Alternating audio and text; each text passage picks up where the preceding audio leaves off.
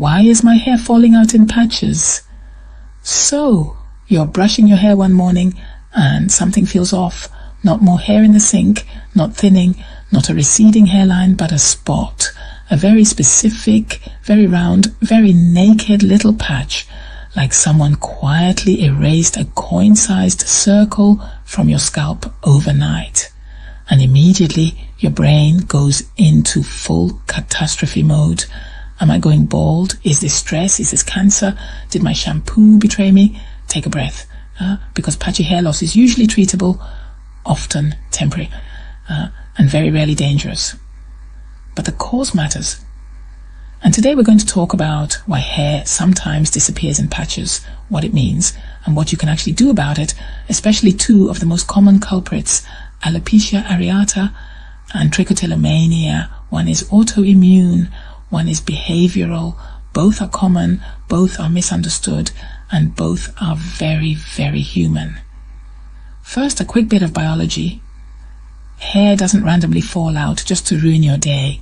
Every single hair on your head lives on a schedule. It grows for a few years, it rests, then it sheds, then a new one grows, over and over. You normally lose 50 to 100 hairs every day.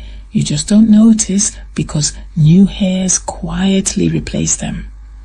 But when you see a patch, a clearly visible empty area, that means something has interrupted that cycle in one very specific spot. And that pattern gives us clues. Round, smooth patches suggest the immune system. Broken, messy hairs suggest pulling or trauma. Red, scaly areas suggest infection. So the shape actually tells the story. Let's start with the classic one, the neat, smooth, coin-shaped, bald patch. This is alopecia areata, and it's surprisingly common. About 1 in 50 people will experience it at some point in life, which means, statistically, someone watching this right now has it. Here's what's happening. Your immune system, which is normally busy fighting viruses and bacteria, gets a little confused, and instead of attacking germs, it attacks your hair follicles, not aggressively, not permanently, just enough to tell them, stop working. So, the follicles go into hiding, hair production pauses, the hairs fall out, and you're left with these very smooth, very round, almost suspiciously perfect bald spots. The skin usually looks completely normal. No redness, no scaling, no scars, no pain, which is why people find it so mysterious. Sometimes it's just one patch, sometimes a few, sometimes the beard, sometimes eyebrows or eyelashes, and very rarely all the hair on the body. But here's the reassuring part. The follicles are not dead. They're just asleep, which means they can wake up again, and very often they do, spontaneously, without any treatment at all. Hair simply grows back. Stress can trigger it, illness can trigger it, pregnancy, major life events, or sometimes absolutely nothing obvious. Because autoimmune conditions don't always send invitations. Diagnosis is usually simple. A doctor often recognizes it instantly just by looking. Occasionally, we check blood tests to rule out things like thyroid disease or other autoimmune bodies that like to travel together. Treatment focuses on calming the immune system. Tiny steroid injections into the patch, steroid creams, sometimes minoxidil, and sometimes we just wait and watch, because many cases regrow on their own, which is comforting but also slightly frustrating, because waiting is hard when it's your hair. Now let's talk about something that looks similar at first glance, but is completely different underneath. Trichotillomania, big word, simple meaning, hair pulling. Before you think, that sounds odd.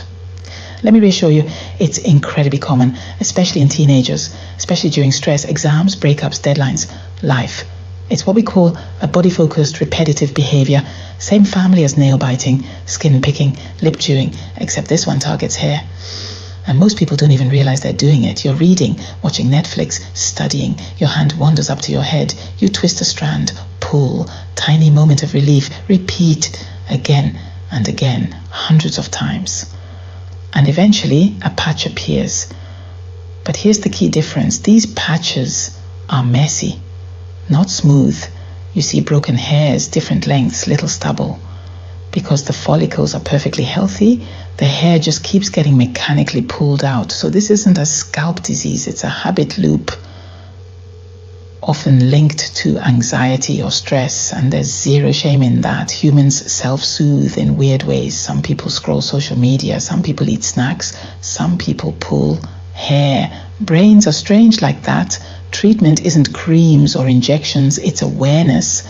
Sometimes cognitive behavioral therapy, habit reversal training, stress management, occasionally medication for anxiety or OCD type symptoms. And the good news is, once the pulling stops, hair usually grows back beautifully because again, the follicles are fine. So how do you tell the difference at home? Quick checklist: perfectly smooth round patch. Think autoimmune, broken uneven hairs and stubble. Think pulling, red, itchy, scaly patch. Think infection like fungal ringworm, hair thinning everywhere. Think hormones, illness or stress shedding. And if you're unsure, please don't spend 3 hours diagnosing yourself on TikTok. Just see a doctor, please. A 5-minute exam often solves the mystery. Let's quickly bust some myths too. Hats don't cause bald spots. Shampoo doesn't randomly create circular holes. Washing your hair doesn't make it fall out. And stress alone doesn't usually create neat little bald coins. There's almost always a specific mechanism behind it. Also, hair loss is not a personal failure. People feel weirdly guilty about it. Like they did something wrong. You didn't. Your follicles just had a moment. Biology happens. That's it. The most important takeaway: patchy hair loss is usually reversible. These are not scars, they're pauses. And hair is surprisingly resilient. Give it time, reduce stress, sleep well, eat well, treat the cause, and most of the time it comes back. So if you noticed a bald patch this week and immediately imagined the worst, hopefully now you're thinking, okay, maybe not the apocalypse, which is exactly the goal. Because medicine is often just turning fear into understanding, and understanding is strangely calming. Thanks for spending a few minutes with me. If this helped you or reassured you or made you stop staring suspiciously at your scalp in the mirror, you're not alone and you're definitely not broken. Please like the video if you found it helpful, entertaining or educational, and don't forget to subscribe to the channel for more medical content. If you have any questions of a medical nature, don't hesitate to ask a doc.